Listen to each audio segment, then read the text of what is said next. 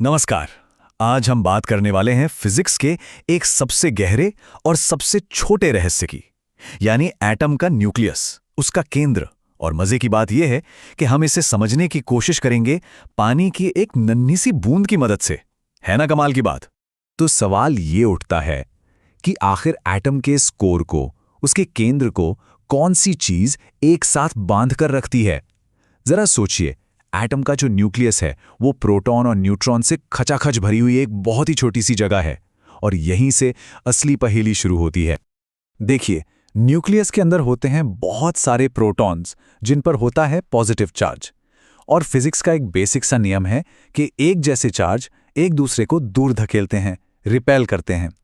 तो फिर इन सारे प्रोटॉन्स को तो एक दूसरे से बहुत जोर से दूर भागना चाहिए।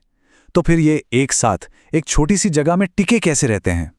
मतलब ये कुछ ऐसा है जैसे कोई अपनी मुट्ठी में दर्जनों ताकतवर मैग्नेट, चुंबक के एक जैसे सिरों को एक साथ रखने की कोशिश कर रहा हो। सोचकर ही अजीब लगता है ना? न्यूक्लियस के अंदर इस जबरदस्त रिपल्शन को, इस धकेलने वाली ताकत को हराने के लिए किसी बहुत ही मजबूत ग्लू की जरूरत पड़ेगी। तो फिर साइंटिस्ट ने इस गुत्थी को कैसे सुलझाया? उन्होंने एक बहुत ही हैरान कर देने वाले और आसान से आइडिया का सहारा लिया, और वो था लिक्विड ड्रॉप मॉडल। ये कमाल का आइडिया आया था फिजिसिस्ट जॉर्ज कैमॉफ के दिमाग में।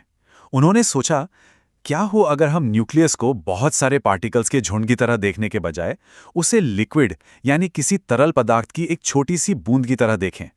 कितना सिंपल पर कितना गहरा आइडिया था ये। और जब हम इन दोनों को साथ में देखते हैं ना, तो ये आइडिया और भी कमाल का लगता है। एक तरफ है एटम का न्यूक्लियस और दूसरी तरफ पानी की एक बूंद। दोनों ही गोल हैं, स्फेरिकल हैं, ठीक वैसे ही जैसे पानी की बूंद हवा में गोल आकार ले लेती है। पर बात सिर्फ शेप की नहीं है, समानताएं और भी गहरी हैं। जैसे पानी की बूंद चाहे छोटी हो या बड़ी, उसकी डेंसिटी, उसका घनत्व लगभग एक जैसा रहता है। हैरान करने वाली बात यह है कि न्यूक्लियस के साथ भी ठीक ऐसा ही होता है। और सबसे जरूरी बात, दोनों में ही सरफेस पर एक खिंचाव वाली ताकत काम करती है। पानी की बूंदों में हम इसे सरफेस टेंशन कहते हैं, वही चीज जो बूंद को बिखरने से रोकती है। और बस यही बात हमें इस मॉडल के दिल तक ले आती है, यानी फोर्सेस का बैलेंस। न्यूक्लियस स्टेबल रहेगा या नहीं, यह इस बात पर डिपेंड करता है कि उसके अंदर चल रही दो ताकतों की रस्साकशी में कौन जीतता है। तो इस रस्साकशी में एक तरफ है एक बहुत ही मजबूत खींचने वाली ताकत, इसे कहते हैं स्ट्रॉन्ग न्यूक्लियर फोर्स। ये हमारे लिक्विड ड्रॉप मॉडल में ठीक सरफेस टेंशन की तरह काम करती है। इसका काम है न्यूक्लियस के अंदर के सभी पार्टिकल्स, प्रोटॉन और न्यूट्रॉन्स को एक दूसरे से चिपका कर रखना, उन्हें एक साथ खींच कर रखना। और फिर रस्सी के दूसरे सिरे पर है कूलम्ब फोर्स। ये वही फोर्स है जो पॉजिटिव चार्ज वाले प्रोटॉन्स के बीच काम करती है, एक दूसरे को दूर धकेलने वाली फोर्स। ये लगातार न्यूक्लियस को बाहर की तरफ धकेलती है, उसे तोड़ के अलग कर देना चाहती है। तो सीधी सी बात है, न्यूक्लियस का स्टेबल होना या ना होना इसी बात पर टिका है कि इस खींचतान में जीत किसकी होती है।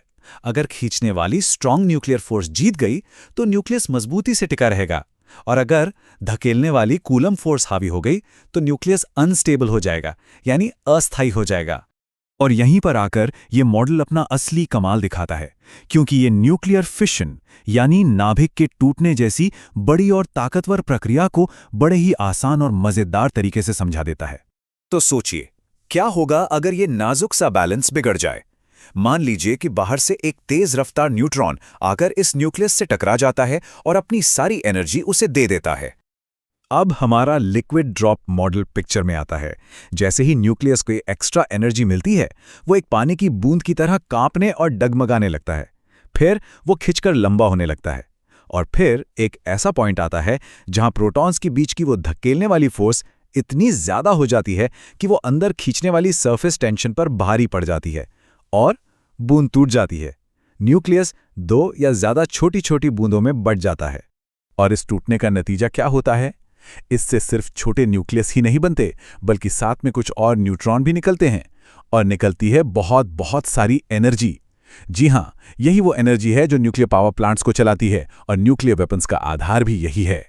तो सवाल यह है कि ये मॉडल कितना सही है? क्या न्यूक्लियस सच में एक लिक्विड ड्रॉप ही है? लिक्विड ड्रॉप मॉडल एक बहुत ही जबरदस्त एनालॉजी, एक उपमा है, लेकिन ये पूरी कहानी नहीं है। इसकी कामयाबियां जबरदस्त हैं। इसने हमें ये समझने में मदद की कि न्यूक्लियस इतना डेंस और गोल क्यों होता है। इसने न्यूक्लियर बाइंडिंग एनर्जी को कैलकुलेट करने का एक तरीका दिया, और सबसे बड़ी बात, इसने न्यूक्लियर फिशन जैसी कॉम्प्लेक्स चीज को हमारी समझ के दायरे में ला दिया। लेकिन जैसा कि हमने कहा, न्यूक्लियस असल में कोई लिक्विड की बूंद नहीं है, वो एक क्वांटम सिस्टम है। और ये मॉडल कुछ ज़रूरी क्वांटम चीज़ों को नहीं समझा पाता, जैसे कि न्यूक्लियर शेल स्ट्रक्चर। इन चीज़ों को समझाने के लिए बाद में और भी बेहतर मॉडल्स बनाए गए।